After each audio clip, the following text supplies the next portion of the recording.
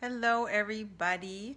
Welcome to today's episode of Real Life Love. I'm Lisa Rose. I'm the founder of Deeper Love, Better Sex, and I help successful singles find love and couples go from good to great. So here's my question for you.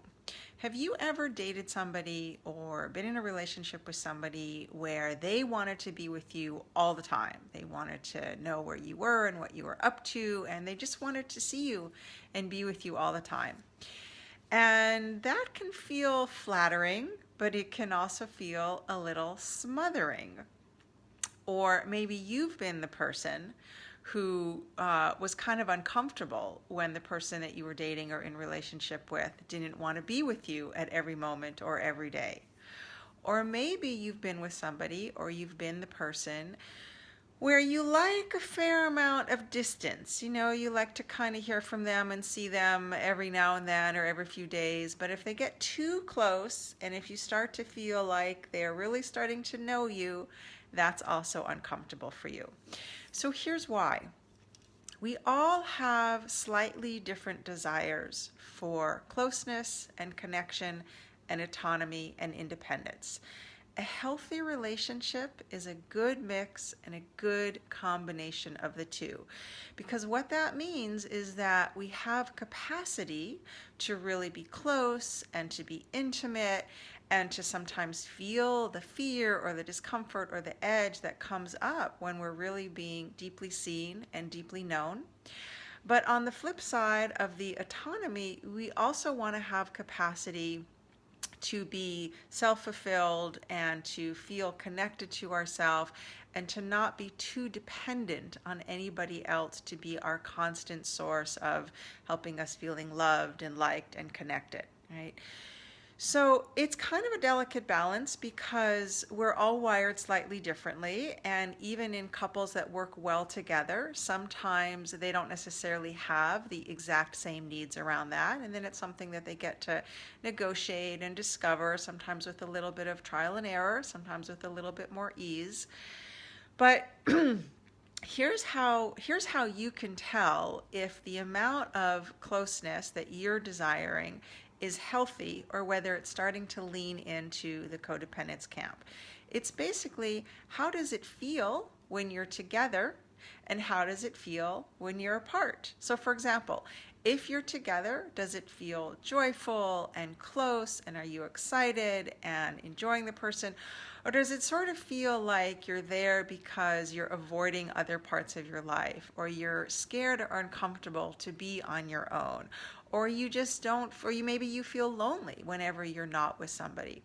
Those are all kind of signals that there's a little bit of shadow side mixed into your desire for closeness and connection. And if that's the case, you want to start to maybe explore what is motivating and driving your desire or your need to always be merged. And the other part of the question is, when you're on your own, how does that feel? Do you enjoy spending time with your other friends? Do you do creative outlets? Do you like to, do you just enjoy your own company and you take pleasure in just being on your own? For me, I find that I do best when I have a good balance. I really like closeness, I really like intimacy, but I also really need time to myself. The other day I spent the whole day with a man that I'm dating, and like by the end of the day, it was a fabulous day. We had an amazing time. It was really great. By the end of the day, I was just noticing like I didn't want to talk anymore. I just really didn't want to engage. I just needed some time to just kind of come back and be on my own. And, he totally understood that. It wasn't a big issue.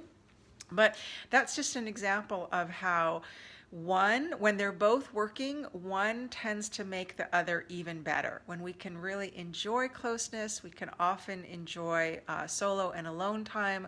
When we're comfortable being on our own, that also helps us to enjoy being with a partner, because then you're not looking to that partner to get every need met. So I want to talk a little bit about how this shows up, both when I work with singles and with couples. And I'm working with a client right now, and she's been single for a pretty long time.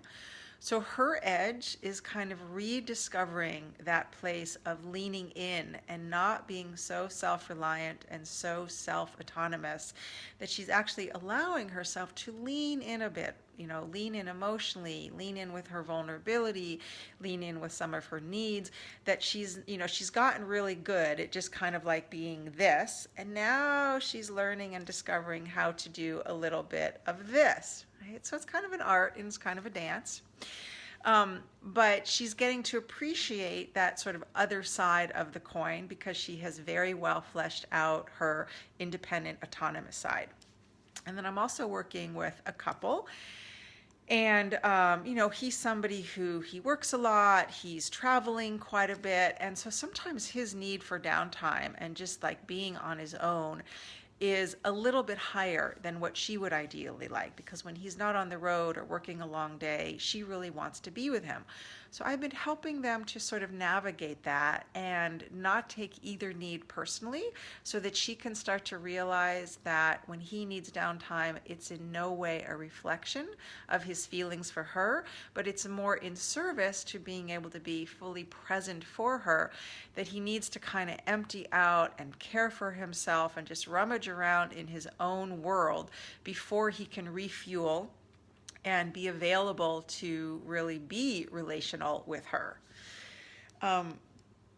Excuse me. So these are just kind of some guidelines, and I think more than anything today, I want to just leave you with the inquiry and with some of the questions of where do you fall and how does it feel for you? Does each place that you occupy, does it feel healthy and fulfilling, or when you're alone, or you're wishing you're with your partner, or when you're with your partner, or you're wishing your alone time?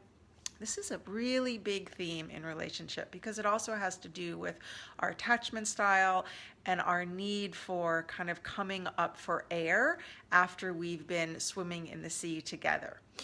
So I hope this was helpful for you. If you have any questions, feel free to leave questions, comments in the comments, and I will do my best to address them. And if you liked this, I talk about all things love, dating, sex, relationship over in my room, the Love Room. It's a really wonderful community, and you're welcome to pop over there and pay a visit and take a peek around. In the meantime, I wish you a wonderful, love-filled day, and you can find me at deeperlovebettersex.com. Bye for now.